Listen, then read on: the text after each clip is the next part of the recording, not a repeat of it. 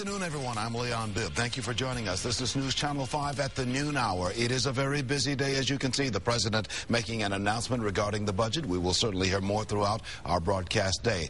We begin now locally with breaking news. This out of Stark County. That is where a police officer is dead after being hit by an SUV. It happened around 8 o'clock this morning in Uniontown, Ohio, on State Route 619. That's at the intersection of Edison Street Northwest and Kaufman Avenue Northwest. News Channel 5's Paul Kiska is live in Stark County with details on this breaking news story. Paul, what can you tell us?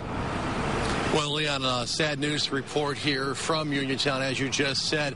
A police officer, a husband and father of two young children, was killed in the line of duty today here directing traffic on what can be a very busy and very dangerous intersection in the morning. Here's a look at the road which the State Highway Patrol just opened.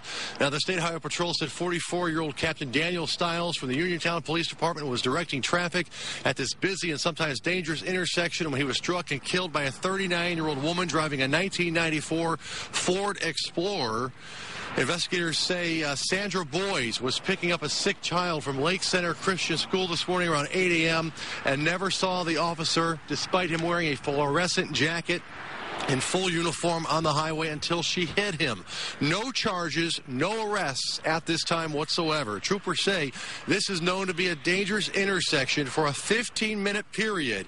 That time period, 7:45 a.m. to 8 a.m. when there's a lot of sun glare and a lot of traffic. The trooper explains why this intersection must be guarded for those 15 minutes.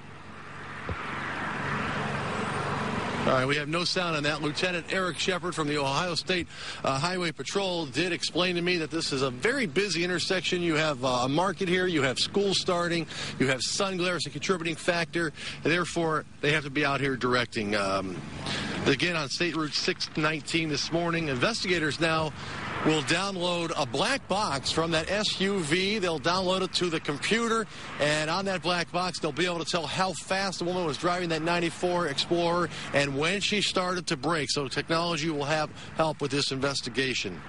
Again, sun glare and curves a factor, but drivers must keep a clear, assured distance, as investigators call it.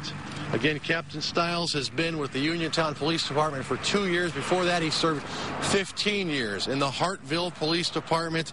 Again, he was in full uniform, on duty, trying to keep people safe as they took their kids to school this morning when he lost his life, again, in the line of duty. We'll have more on this developing story throughout the day.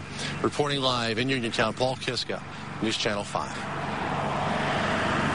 Paul, if you can stick with me for just a moment. You spoke about sun glare, certainly between 7:45 and 8 o'clock in the morning, right there at that intersection. Would you speak a little bit more to that? I know we've got a lot of sunshine out there, and we still have snow on the ground. How does it look to you right there at that intersection?